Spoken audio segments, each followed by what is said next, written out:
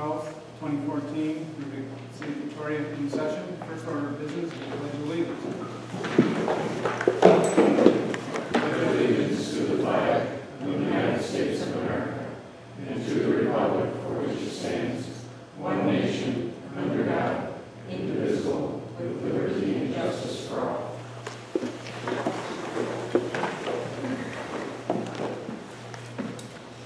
Next, we'll adopt the agenda, which has been amended. Yeah, Mayor, members of the City Council, for you tonight we have an amended agenda. Probably the biggest change to that is the inclusion of a agenda item relating to the workshop, which is the Public Works relocation. So that has been moved up on the agenda to just after the donation section. We have a number of residents here tonight, so we'd like to get that item over as quickly as we can. Having heard that, can I have a motion please to adopt the amended agenda? I move that we adopt the amended agenda. Second. All in favor? Aye. We adopted the agenda. The open forum. It's an opportunity for residents to address the council on topics not on the current agenda. Anybody wish to address the council?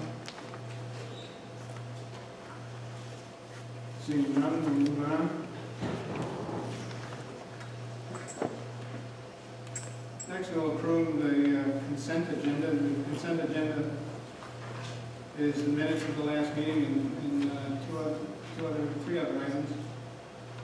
They deemed to be non-controversial and be approved in one motion. Can I have a motion please to adopt the consent agenda? I move that we adopt the consent agenda. Second. All in favor? Aye. Adopt the consent. Payment of the bills. I move approval of the May 12, 2014 claims roster in the amount of $230,870.48. I'll second that. Any discussion? All in favor? Aye. Approve the payment of bills. Donations.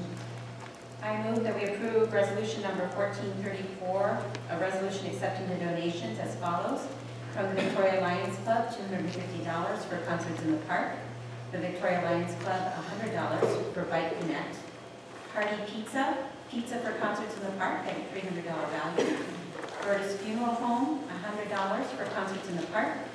Health Source of Chaska, $150 for T-ball and Coach Pitch. And Mills Fleet Farm, a $25 gift card for the Parks and Recreation. And we thank everyone who donated. Second.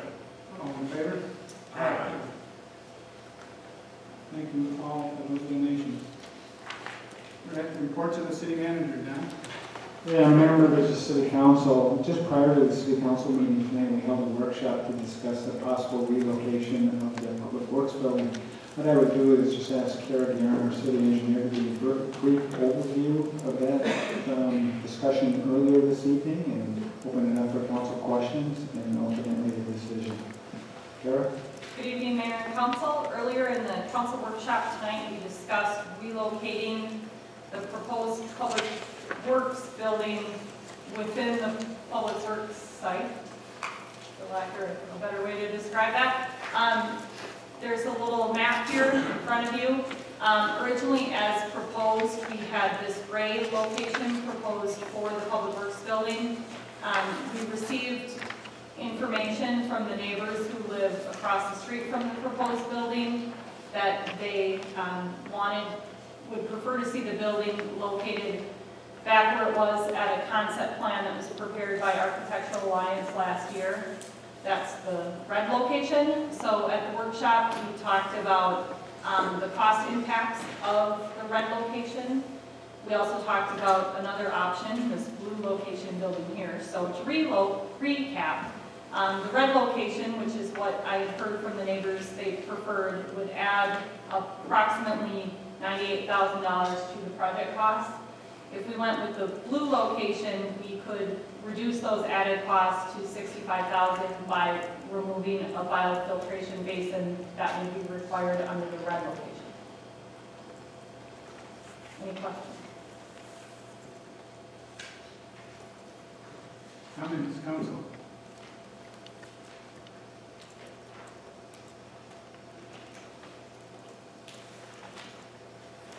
start off,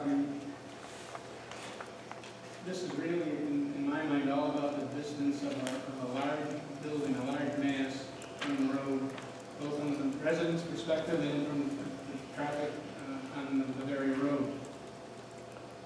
In order, when we were under budget pressure, we agreed to reduce the cost of the building by moving it closer to the road, significantly reducing the cost, but now the nearest point to the road is 50 feet. And 50 feet in my mind is way too close. When you look at the mass, it's a 22-foot building, even with the 12-foot trees in front. That's just a mass that's going to, I think, just overpower the site.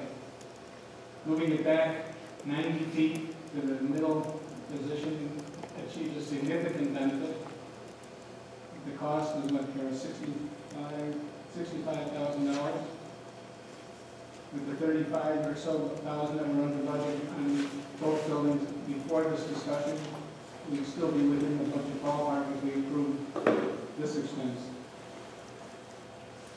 Then the question in my mind is, we go to the other 34 feet, we get the building back to 174 feet from the road, which then, of course, as you suggested, you said, triggers a biofiltration pond.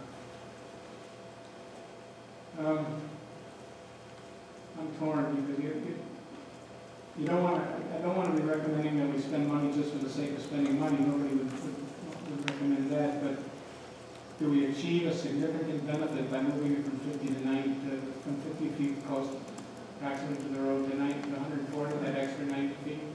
Yeah, I think that's a significant achievement, so I have no trouble going that next foot. I'd be curious of the council members, how about the last 34 feet, which costs another $33,000? Do we gain material benefit by taking the next step? I have to pose that question. Joe? Thank you, Mr. Mayor. Well,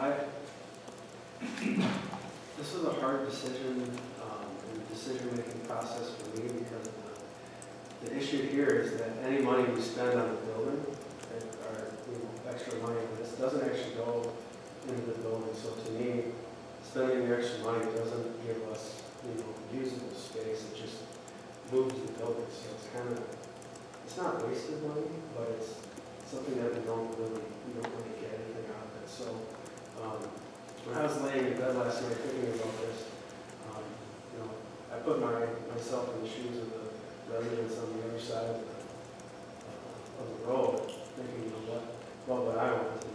I want that building as far away from my house as possible. Where I live, I'm close to Highway 5.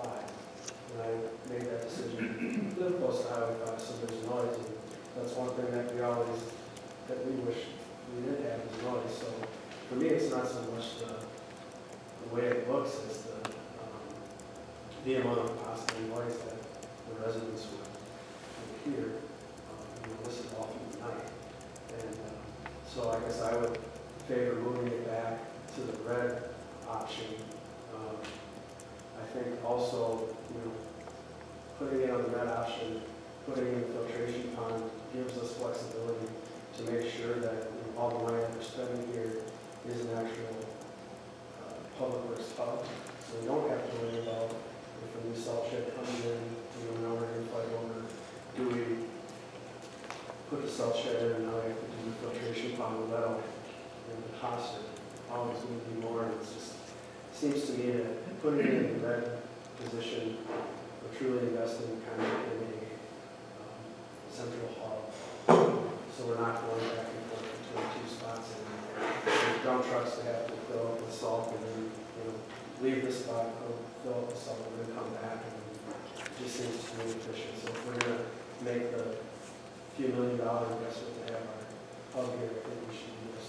And of course, in the situation you described, we're not planning to move the salt anytime soon. Right. As far as I But just, we have that have option the flexibility. when the building does decide to fall down or whatever. So this is a little against what I normally do. I'm not trying to spend money, but if I were those people, I want that to as far as possible. But my one final word is, I don't know where we're all sitting now. on this, but, you know, we do have the electrical bids coming back later this week. And so, you know, we're kind of unsure of where we think the savings are going to be. And I think if the money's there, we can stay under budget. It makes sense. I don't know, how that timing affects this decision, but I think I wish we had those bids back, you know, by today, but they just. So I just want to clarify, Councilmember Pavelko, I know at our last council meeting, you stated you weren't going to support any increase to move this building at all, and you've changed to now support the red component, which is our most expensive, isn't it? Yeah, I'm a flip-flopper. You know, again, it comes down to if I were on the other side of the road, I want that. You know, I think we do have an opportunity for a cost savings, and we may be under our budget. So I guess my proposal would be to table this until the bids come in, so we know exactly where we're at before we decide to spend. Although the smart money that Aaron advises that the electrical contract is likely to come in 30,000 or more. So we're currently 35,000 under budget, Oh, period, based on the high electrical bid that we received before. We're gonna get multiple bids. Our construction manager thinks they'll be lower than what they were. We were 100,000 over the engineer's estimate with the last electrical bid, so we're expecting savings. I can't tell you how much. The reason why we didn't do it in that sequence, certainly it would have been helpful to have the electrical bids in before we made this decision, was because we need to make this decision tonight so we can stay on schedule with our project. So waiting until after the next council meeting would become problematic in the schedule. Yes, I see the money that's going to be spent, that we may spend to move the building as an investment in a little bit of the future of the city. This is going to be our site for a long, long time, and everybody has to live with that. So I think the idea of moving it back to the original location, giving us the most flexibility for future expansion, giving us the most flexibility and room to landscape, plant visual and sound barriers in the form of trees and landscaping, to me is the right thing to do. I'm an optimist that those electrical bids will come in sufficiently lower that we can still maintain our budget. And I'd also like to see the Public Works Department work together with the city engineer, with the residents on the west side of Blueberry Road to collaborate, and if there's additional tree plantings on your property, on that side of the road, that would help mitigate not just the visual, but also the sound disturbances. I would like to see that happen with your guidance and your input. any other comments? I'll just make one more comment, if I may. Sure. Thank you, Mayor. I do want to just sort of point out that I did walk over to the building today, thank you to Character and her assistant, to sort of show me what the difference point is of the corner of the gray building and the corner of the blue building. It's pretty significant. Any movement back, especially to that blue point, certainly allows us a much more covered building, if you will, and gives a better perspective. Obviously, if we move as far back as the red, we're even further back. I want to just sort of point out that this whole discussion kind of came about because a resident came forward, and residents sort of said, hey, have you looked at this? Have you considered this? And so, again, the full study for the alternatives that are given here, and that was done because of the request of citizens. And so I do want to thank Mr. Gooby and the neighbors there for raising the hand and just sort of asking that question. And I do want to thank staff because I know this was not a small undertaking to do this. So I'm in support of moving it back because, again, it does answer a number of those things, and it looks at that piece, and it looks at, again, over time, as the trees grow, you will effectively screen that building, blue or red mark, but it will be done in that corner. 50 at that point is the had already said it was way too close to the road. Any other comments? I guess that, Joe? one quick question, so when we actually get final kind of numbers for this change, let's say they come in at $130,000, do we have to go back or should we set a cap to make sure that we're, I guess I'm a little uncomfortable just. From a process perspective, the change orders have to come to the city council for approval. So based on council action tonight for which location we're getting final design and pricing on, then the change orders will eventually be voted by the city council. So if something crazy came back, the council sees it again before it's implemented. Well, I'll go ahead and make a motion, and I'll make a move, we move the proposed public works facility back to the original red location, the red in your diagram, back to the original location, some 226, 174 on one corner and 226 on the other. 174 and 226, those dimensions. And that staff work with the residents, at the residents' wish or desire, we consider relocating or planting trees to help with the noise and visual pollution. On their side? On their side, In addition to our in side? addition to our side, at their discretion. Second. Any further discussion? Quick question, so when we work with the neighbors on the west side of the road, do we have to have any long-term agreement with them in place so that when the city does something extra above and beyond that we're getting what we are paying for? I assume we just don't leave the trees. Well, just so that, if they, let's say the trees die, and somebody decides to like the tree, or cuts it down. I would view it as being their tree. Mayor and Councilmember Cavalco, we did a very similar project with the rec center expansion and the Allegheny Grove neighborhood, and so that neighborhood, we had a maintenance agreement that we had with those property owners on the west side of Cochise Lane. So I'm envisioning that we could do something very similar. Any further discussion? All in favor? Aye. Opposed? Motion passes 4-0. And again, Mr. Luby and neighbors, thank you for bringing this to our attention. I trust you're pleased.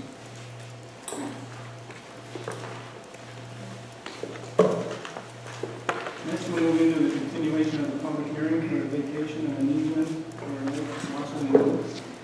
Mayor, members of the city council, Holly, I don't know if you want to preface the issue. Mayor and Council, this is the continued public hearing for the vacation of the easement tied to the final plat for Lake Wasserman Woods. And just as a reminder, it's these two parcels here. And what's being vacated, there's an existing gravel road that provides access to the existing home on the property. And that is platted right away. So as part of that, the easement for both of that needs to be vacated on the north and south property lines here. And then as part of Lakeside Estates, there was right-of-way platted along the western boundary, and that is going to be replatted into the final plat. So included in your packet are the easement descriptions for each of that. It's the property, again, on the north property line, and that's going to be owned by Golden Valley Land Company. The south property line is owned by Jim and Jane Cass, and they've signed off on this as well. And then the third vacation is that platted right away that was shown on Lakeside Estates. So the vacation is for those three easements and will then be replatted with the final plat that is the next item on the agenda.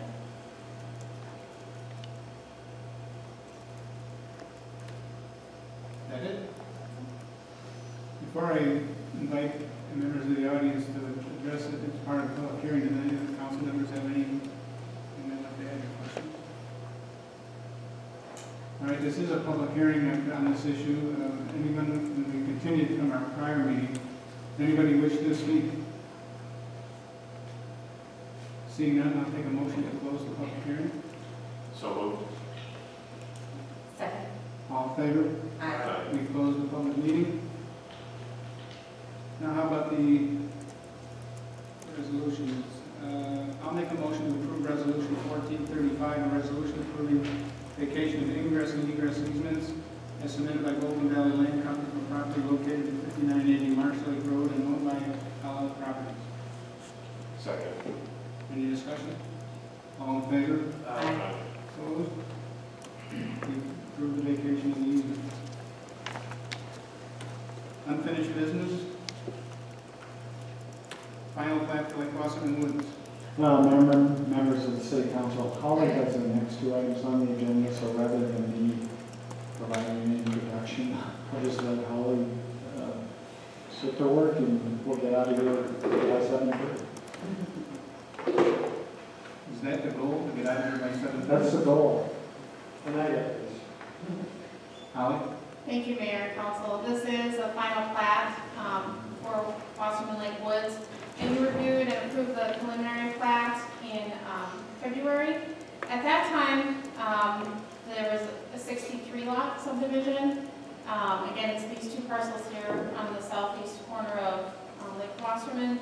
And the only major change since the preliminary plat is based on discussions with the builder and the developer. They've requested that the two riparian lots that were in this northwest corner be subdivided into non-riparian lots. So what that means is that the lakeshore will actually be deeded to the city as part of this all lot C. So it did increase the subdivision by 2 additional lots, so from 63 to 65, as noted in the agenda statement. In discussion with the city attorney, we didn't feel that this warranted a revised preliminary plan. It wasn't a significant enough change. I did notify the Lake Wasserman Woods, or excuse me, the Lake Wasserman Association, so that they were aware of this. They were supportive of that because it reduces the amount of lake access. And then I also notified the adjacent property owners. The Planning Commission reviewed this at their meeting on April 1st and did recommend approval with the conditions that are noted in the staff report. Matt Patrick from Golden Valley Land Company is here this evening if you have any questions from him. Otherwise, I'd be happy to answer any as well. Council, questions, comments? Someone like to make a motion?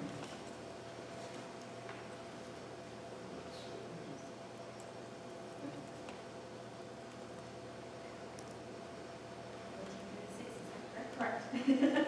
1436. Yeah, I move that we approve resolution 1436, the final plat for the Golden Valley Land Company for 65 lot single family development to be known as Wasserman Lake Woods on property owned by Howell Properties LLP and located at 5980 Marsh Lake Road. Second? Second. Further discussion? All in favor? Aye. Opposed? Approve the Wasserman Woods 65 lot single family development. New business? Holly? Thank you, Mayor and Council. I'm actually going to give you the PowerPoint that was presented at the neighborhood meeting prior to the Planning Commission meeting last week, just as an overview of what we discussed there. And then James Hill from Cable Canyon is here this evening as well. We did host the neighborhood meeting again last week prior to the Planning Commission. And as part of that neighborhood meeting and that new step in our process, we do cover what the process is for planning and development, who the review is done by, and then again, the three different components of the development process. And again, note that it's very early in the process, so we welcome their input and questions, but there will be a public hearing at the preliminary plat, which they will be notified of as well. This is the property. It's referred to as the Langleboro property. It's approximately 39 acres, and it's located west of Madeline Creek, south of Highway 5, and east of Cochia Lane, and north of 78th Street. So this area here. And so as part of the neighborhood meeting, what we discuss is what the parameters are for development of the property, what the staff discussed with the developer before they even kind of put together what their thoughts are on the property or the development of it. So we discussed parks and trails, The park in Madeline Creek is located here in the northwest corner, and as part of the development of this property, it's always been envisioned that that would be an expansion of that park. That was part of the discussion when Madeline Creek was platted. Sidewalks would be included internally, and then as you've already heard from the city engineer, trails would be included as part of the 78th Street and Cochilla Lane street project done in 2015 by the city. The wetlands do need to be delineated by the developer and then approved by the watershed district. The wetland buffer are required to be an outlot gate to the city, and we again are somewhat unique in that. Based on the aerial photography, there appears to be a wetland or potential wetland in this location here. And again, that would impact the development of the property because that would need to be excluded from buildable property. Similarly, stormwater ponds need to be placed in an outlot and deeded to the city, so that drives the location of those in the development. For the streets, there would be an extension of Anthony Way from the Madeline Creek development. There'd be an alignment with 74th Street here in this corner, and then a midpoint access to 78th Street. So based on that, then the somewhat unique parameter for this property is that this property is guided as medium density residential. It's guided out in our 2030 comprehensive plan, and any change in that land use guiding will need to be approved by the Metropolitan Council as well as the city. So just a little bit more background about the land use guiding. You can see the property is highlighted here with the blue star. It's that orange color, which is medium density, 6 to 11.9 units per acre. Most of what we've been seeing develop, certainly around the south side of Lake Wasserman, is in this low category, low density of 1.5 to 5.9 units per acre. Most of what we've actually been developing at is in the 1.5 to maybe 2.5 on the higher end units per acre net. So again, this is the land use plan from our comprehensive plan. So any change to that does need to be approved both by the city and the Metropolitan Council. So based on all of those parameters, K9A has submitted a concept plan called Harvest Glen. It's a 77 lot single family development. Again, as I noted, there'd be connections here, here, and here. The potential wetland shown in this area that does need to be delineated, and then ponding shown on site as well. They've also shown additional ponding to accommodate runoff from the street reconstruction project, which is a conversation that the city engineer and staff has had both with the developer and the landowner. And again, you can see the park expansion here tying into Madeline Creek. So that's one view. This is just an overlay on the aerial photo. This is another view of that, just showing some context and some buffering on the north end adjacent to Highway 5. We review the next steps, and then I do have these available, and again, James Hill from K of Manning is here, and I'm sure he'd be happy to walk you through some of those housing styles. I do want to talk a little bit more about the Planning Commission's comments, and overall I would say they were concerned about the potential of changing the land use guiding from medium density to low density. And most of that concern was from the fact that if we change this, for this location, we will need to compensate for that somewhere else within our land use planning and basically shift that density somewhere else. In the creation of the comprehensive plan, the density was really focused along transportation corridors. So along Highway 5 is our highest density, and then there is higher density along County Road 11, and then again a large high density node down at the corners of 10 and 11, County Roads 10 and 11, anticipating future growth there. So, but within the immediate future, most of the higher density is along Highway 5. Again, this is because it's a transportation area and access to services such as the downtown. So the Planning Commission did express concern to Kate O'Banion with the proposed change. There's some discussion about a potential transition from maybe townhomes or twin homes on the east side to single families to better complement those existing single family and twin homes on the west side of Lucia. So that was the feedback that the Planning Commission had, but they did express concern for that potential land use change. So with that, I will take any questions that you have, and again, if you have any questions of Mr. Hill.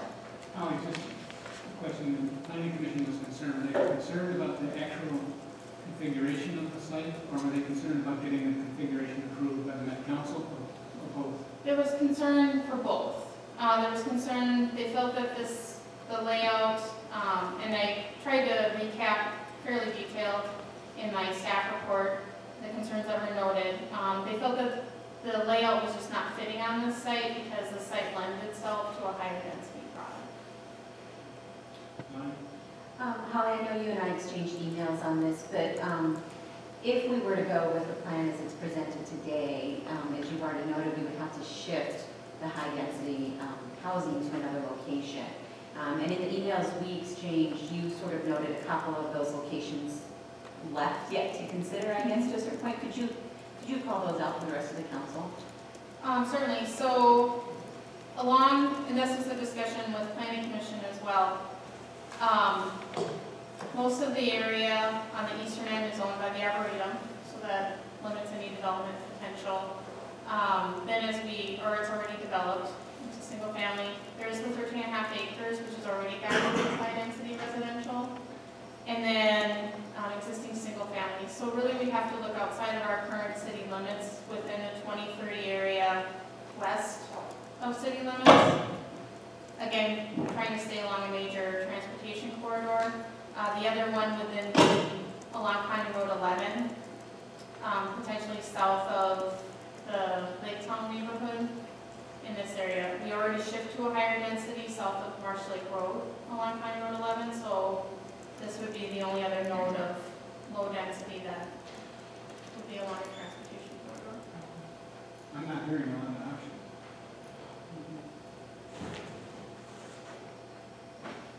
Joe? Mr. Harrison, the 13.5 acres, is that for, I thought that was for commercial downtown, So, not housing. no, it allows for mixed use. So it's called downtown commercial, which has one of our higher densities, 11 to 22 units per acre. And the reason that we did that with the 2030 comprehensive plan is that we had not included that with the 2020 comprehensive plan. So unfortunately, when the Wensman condos were constructed, we didn't receive credit for that density from Met Council, even though it was high density residential, because we hadn't guided it as a residential as a component of that. So that's why we've now included downtown commercial to allow for that mixed use. And then my other question would be, so let's just say that for the next 10 years we do whatever we want, knowing that on County Road 1110, we have the option of putting all of the high density housing there. What's the time frame for something like that? Would that be allowed? Could we write that in that we're just going to do what we want, and once development gets down to that area, that's when we're going to pick up those high density areas? That's basically what we did with the 2030 comprehensive plan, is we tried to push as much of the density down to this corner as we could. So, just out of curiosity, so what happens? We're all in all the development that we do is in the low density, very low density, and we get down there, and the landowners in the market, they say, we want more single family homes in low density. Do our sewer services get cut off by? What happens? I don't know how to find out necessarily. The 2030 line is this boundary here. There's still additional property within the orderly annexation area. In the case of Minnetrista, the Met Council basically said either you will have this density or you will not receive any additional sewer. So, And isn't our problem that we've already guided the area around 10 and 11, 11 and 10 is a higher density. And if we change a higher density to a medium density, we have to come up with another high density that's incremental to what we've already shown. Correct. That's the issue with this development. If we allow it to go as it is planned currently, we have to find a replacement location. Somewhere else. Holly, is it safe to assume that the current guidance towards medium density, that the roads around there, you know, I think the proposal is 77 units, I think it would be 145 the way it's guided now. Is that difference in traffic supported by the roads? I'd probably turn that over to the city engineer, but with the reconstruction of those streets, I think they certainly would be constructed at 9 tons to handle additional traffic, but. When we did the transportation plan component of the guide plan update, this was guided as medium density, so that's what the system was planning for. So if it was reduced to single family, that would be a change downward. Traffic's been on 5 regardless if there's 77 homes in here or 150. Thank you. Remind you, here we've not had a situation where we've had to go kind of toe-to-toe with the net council. I mean, give us your educated guess if we were to take the plan that's currently proposed. Before we could do anything, really, we'd have to get their approval. And to get their approval, we'd have to come up with an alternative, higher density site that's credible. Correct, so as part of the kind of next steps that staff laid out under the staff recommendation, and the developer is aware that this is an extra step in the process, there would need to be a comprehensive plan amendment application. All that information needs to be reviewed by the planning commission and recommended. It needs to be approved by the city council conditionally. It then goes out to all of the local jurisdictions for their review and approval or comment, and then it goes to the Metropolitan Council.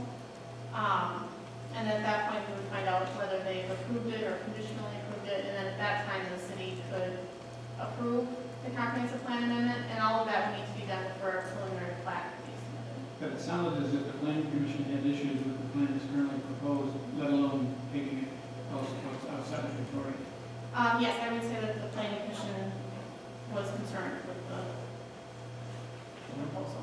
Holly, you mentioned that the builder actually was even looking at, I think, a different plan that potentially started with townhomes on the east side and moved into single-family homes on the west.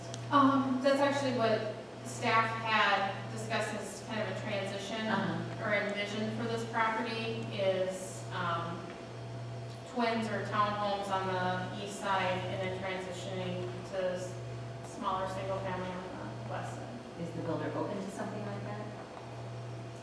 I don't want to speak for the builder, so I'm not going to. Mr. Hill is here, so. Can we ask that question? Sure.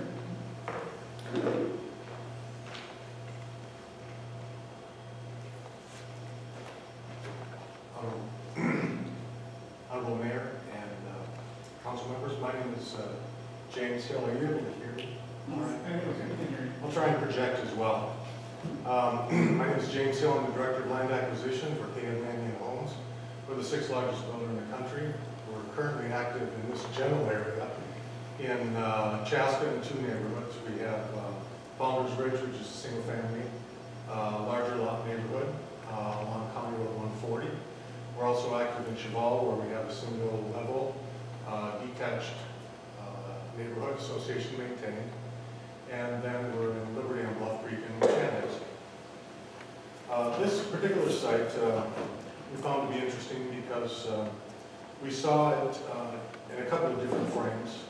First of all, its proximity to the downtown area intrigued us. We thought that there was an opportunity for that sort of lifestyle that would key into the more of an urban sort of feel, you know, that small downtown area. I live in Shakopee. I can appreciate that. You know, I love the opportunity to do the events that we have scheduled every year. And so we saw that as a strong positive. We also saw that it had a history over the course of time, particularly in terms of the 2020 plan, of 2/3 of it being low density and 1/3 of it being medium density. Medium density being 6 units per acre. So as we have the city right now as a combined neighborhood, it would meet that criteria.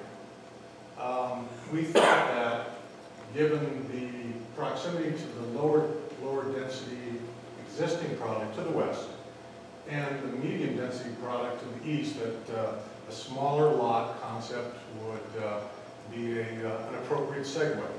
There's also some larger lot product that could conceivably go on the south side, but that probably will end up being a smaller lot concept going forward because of its proximity to the downtown area. So that was our concept. We were thinking of a lifestyle here. We were thinking of a lifestyle where we have smaller lots for people that don't want to spend their weekends or their evenings mowing the lawn, shoveling snow, because they're busy with their kids' activities. Activities like baseball, softball, dance, theater, and the like. For those of you that are parents and have been through that, as I have, that's a big time commitment. And our thought was that this is a segment that would welcome the opportunity to be close to the downtown area, along 5, with a good commuter route, that would be complementary to the type of lifestyle that they were looking for. I believe the Planning Commission's comments with regards to their original discussion, before we got into the concept of lifestyle, something a little more urban feel, a little more dense, that gives people an opportunity to spend their time doing other things. But by the same token, gives them the square footage they're looking for. And Holly's shown you some of a few of the product types. Those all are 50-foot wide products. And they all, even the ones with just a 2-car front, have a 3rd stall tandem. So many of them will have sort of a more urban sort of look to them, or denser look to them, but there'll still be that space for people's items that they need, such as bikes and mowers and the like. So that was our basic thought with regards to it. It's a lifestyle. It's not trying to crush into a small spot a Wasserman Lake or the southern sort of part of town. This is a concept that we're also doing in Apple Valley, in our Regents Point neighborhood, where we're doing the narrower lot specifically for that type of lifestyle. And that being said, we brought this to you as a concept to see what your thoughts are. If you feel that this would be an immense benefit for your city in terms of a lifestyle or something different from what you actually have. We're currently at 3.3 or 3.36, I believe it is. If we went with the town product, the most we'd have to add is going to be 70 more units to the site. We looked at it from the standpoint of, how do we get up there in terms of maybe putting more density on the north side and less on the south. We thought that this concept provided the greatest cohesion in terms of the neighborhood, as opposed to trying to fit sort of a hodgepodge of concepts within a 40-acre site.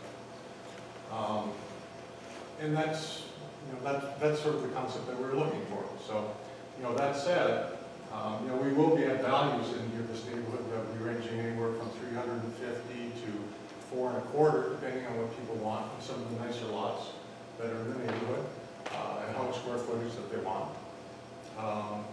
The square footage range right now that we have modeled is roughly 2,700 square feet to as much as 4,100 square feet on 2 levels. They'll all be 2-story homes. We also have some other product that we currently have in development that could fit into this neighborhood that might be slightly smaller, which fits into more of what we're seeing as the average square footage throughout the metropolitan area, which is around 2,500 to 2,600 square feet. So those are our thoughts. We didn't get into a lot of landscaping processes, but what we do with our neighborhoods is we landscape them heavily. Around the perimeter, we do a lot of landscaping with conifers, selections of deciduous, in order to cohese the neighborhood. We also always have at least 2 lots, or 2 trees per lot in the front yard, in order to develop some sort of arbor feel to them. You know, this site in particular has very few trees. And as far as the wetland in the center goes, we did do some preliminary work on that with both right through aerials to assess the farm wetland impact. And his determination is that what you see on that plan is a close approximation of what the wetland area will be. With that, I'd be more than happy to. How do you heard our issue with the wetland and Met Council? We don't want to waste your time and certainly don't want to waste our time. The sense is that that plan is currently proposed. We couldn't get Met Council approval of that. How would you react to, would you still be interested in modifying it to work with us? Again, assuming we can get over the next hurdle is the lot sizes and the price points and all. Well, you know, if it would re-guide it to the mixed density, which would be, I believe it is 3 to 11 point something, what is it, Holly? It'd be, Mixed residential? 3 to 11.9 for the mixed in. we would still need a comprehensive plan amendment that would avoid that. It would just be that would just be an option we could present to the Metropolitan Council. We would still need to do the comprehensive plan amendment and indicate where we're shifting density. You'd still have to find an alternative site for the increased density. Yes, but you know, as I see that, it actually does go up to 11.9. Now, you have other areas within the city that are from 1.5 to 5 for low-density residential. I don't believe the Met Council is requiring you to actually approve neighborhoods that are at 5 in those areas. Otherwise, you wouldn't be approving lower-density neighborhoods at 1.5. You'd be all of them over 3 or trying to do density up to 5. I don't, you know, once the guidance is there, obviously, then it's the city's discretion to approve plans that are in conformance with that sort of density. We're currently would be above that. What we would be willing to do under those circumstances, because I think we would be able to segue in a townhome product that would be of sufficient value to make the site work, but we certainly couldn't get over 6 and still provide with the type of urban sort of feel that we're looking for with a single-family detached product. We think that's a critical part of the value of this neighborhood to us. I guess I'll go on my soapbox again that, you know, the side yard setbacks of 7.5 feet. Not a fan of that, and you know, we had to prove that issue all, and I think that's just a slippery slope that we're pretty soon area development that we have is going to be 7.5 feet, and it's going to be 5 feet. And I think people live out here because they don't want to live in a metro urban environment. There's plenty of spots that we can go with and if we want that. So I just, not a fan of that, and I think that takes away from the feel of Victoria. Carson. The counter to that is that you know that this fall and spring was Parade of Homes. There wasn't a home in Victoria listed for less than $550,000. And you know, Joe, we've had this discussion that I'm not a fan of having every house in Victoria being 4,000 square feet and $600,000, $500,000+. I'd like to be able to provide a lifestyle where people could live in at 350 or maybe low 4s. Wrestling with the 7.5 feet, we probably have to come to grips with that. But how do we achieve the higher density? How do we achieve the lower price point with the quality and still get something approved by the Met Council? Are we between a rock and a hard place here? That this is just something we can't. Well, if the council is supportive of the plan as is, then we'll work with PM Mannion to submit the comprehensive plan amendment application. It's a lengthy amendment. It's a lengthy application.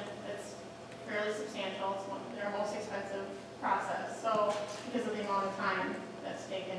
But don't I hear that you were the likelihood of getting it approved is maybe remote, and there's at least some concern that the plan is too dense, and Well, the discussion then will be at a policy level of where are we shifting the density? And that'll be planning commission and city council that'll need to help drive that decision, as they did with the comprehensive plan. Can I just ask one comment? So, with the 7.5 foot setbacks, that if we're gonna do single family homes, then I think it should be bigger, but if we're gonna do something else, then fine. But the question that I have, so if we change this density, and we have to pick a different density on somebody else's private property, do we get to ask them if it's okay, or do we just come in and tell them, your land is now changed to apartments now, and then you're future? I mean, how does that work? No, if there is a public participation process, certainly. So would that have to be approved as well, so the change on this new private property plus this one only happens if they agree, and that gets approved, then this happens? That'll be part of the discussion with the Metropolitan Council. So I can't say definitively. I would say the next step, if this is the direction that the council is giving, is that we reach out. I haven't discussed this with Met Council to date, is to meet with Met Council and potentially KMNE and then walk through the steps and what they would like to see. Well, I guess, if it doesn't cost anybody a lot of money or time, I don't know why I can't run past them. you all are a credible builder, and what you could build in this town, I think we would benefit from. It's a matter of finding the right location, the right mix, and the right product. I would like to try to find a way to have our cake and eat it too. I'm not sure that the current plan is currently laid out to get 3 votes up here. I'm not sure it should, but I'm wondering, given who you all are, that there isn't a way we could play with the plan a little bit and maybe come up with something that one you could live with and the Met Council could live with, and then of course get 3 votes up here. As I've discussed, we're open to the idea of going to the 3 to 11.9, which I think, once again, gives us the flexibility to do some other things on site. We did contact some senior housing people that we've been in contact with before and tried to partner up with in different circumstances, and their pushback was that Victoria just doesn't have the market for that right now. We thought that there would be an opportunity to, at one of the corners, to bump up the density, still provide some segregation from the single family, and create a neighborhood where we have a more of a senior type of product within the confines, and also integrated within the single family detached, because as you know, the most senior, even if it's in particular memory care units, they really don't have a lot of traffic in terms of the doors that they provide to the community. So that's really not an option for us right now. Although, we're certainly open if the council would wish to direct staff to do so, and we thought it was something that you'd be interested in. We'd certainly look at the idea of trying to put one of our townhome products in there to bump this up. I do not see us getting at 6 without taking the whole site as a townhome product. We build, if any of you have gone through our Liberty at Bluff Creek's neighborhood, we build a very nice, larger home product. We don't really have a small product that we can crunch into this site. So we'd be putting our premieres in here, which is a rather substantial and very desirable row product as a supplement to get us up to perhaps 100 units. We could conceivably add another 23 units to the site using that and still get the sort of yield we want from a single-family detached product. Once again, though, we would really want to stay with the smaller lot concept because we do believe in that lifestyle firmly. I understand that there are concerns. I don't know what all those concerns are. They may have to do, and I've seen where concerns with 7.5 rises when you get into custom home building neighborhoods.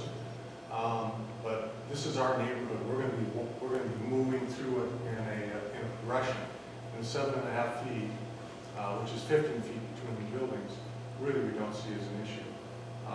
In fact, some of our larger townhome two-story product, the typical setback between buildings is 15 feet for a townhome building. So, all that said, my question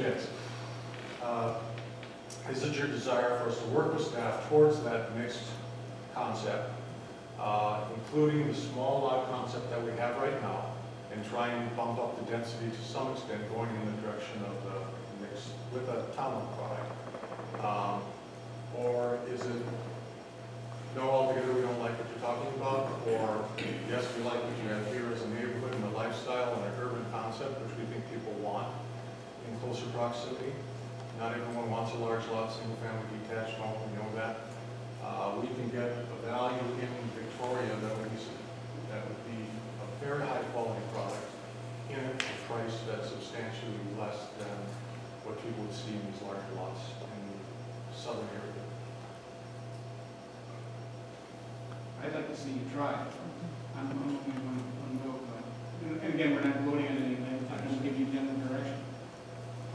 I'd like to see what you could come back with. I'd also like to see, Holly, if you could reach out to Met Council and check the appetite, I guess, for where they're at.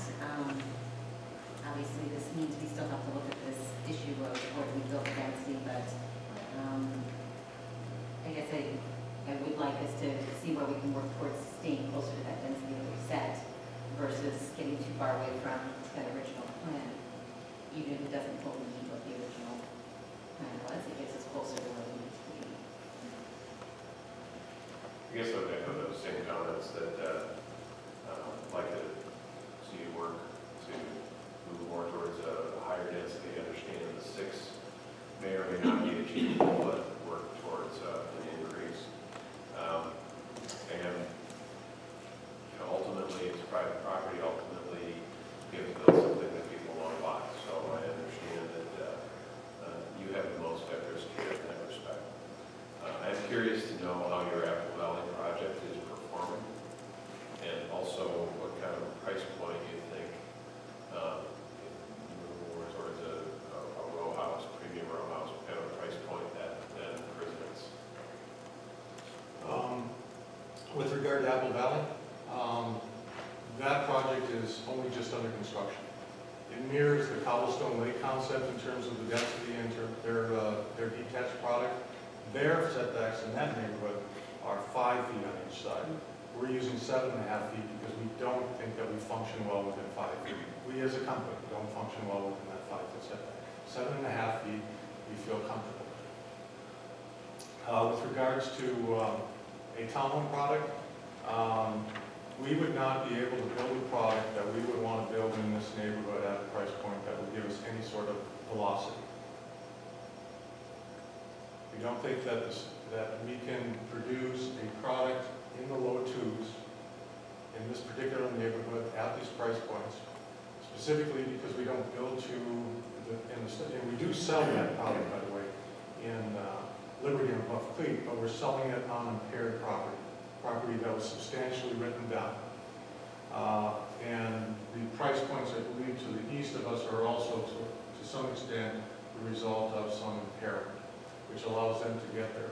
The construction costs in the industry are shooting up dramatically. And you see 20% increases in lumber. You see a lack of trades, even though we've only gone from 3,400 square feet or 3,400 single-family permits about 18 months ago to roughly almost 6 now. Now that's a substantial increase when you think that all of those trades, when we were building 24,000 homes a year in the metropolitan area, have all gone. You know, they couldn't wait 6-7 years for the economy to come back. They had to go find other jobs, move to other areas, and they're doing other things. And so we're seeing these cost increases. We're seeing also the fee structures really haven't changed that much. I understand that. You know, it costs a lot of money for government to do their job too. Consequently, that's why we don't feel that we can really produce the type of product that our product would have to be in the upper twos for our premier concept. And I just don't see this far out from the ring where we can produce something and get the velocity we need. I'm not saying there isn't a market for it here. It's just not a velocity per month that we would need for the property or the project to garner the profitability that our corporation in New Jersey would request of us.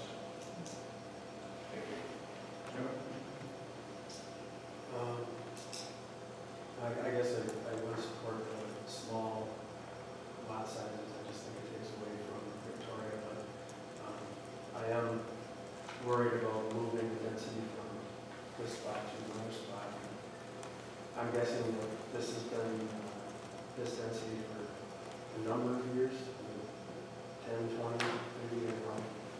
A portion of it was included as medium density in the 2020 plan, and then the area Madeline Creek was split between low and medium density, and that was re-guided to all medium density and rezoned, and then this parcel was a split as well. Can you comment on, was there landowner input to that density designation at the time? It was, I assume it was re-guided from ag to a residential. Well, in the I can't speak to the 2020 plan, what was the 2030 plan, and that's when it was re-guided from partially medium density to all medium density, so a portion of it was. There was property owner, there were open meetings, and there was neighborhood engagement. When Madeline Creek was developed, my understanding is that there was discussion about this property and this transition from townhomes, twin homes, over to single family at that time.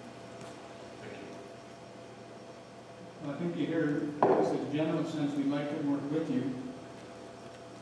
And Holly get contact them at council and see what their appetite is. I'd like to see you come back and give it a try. And again,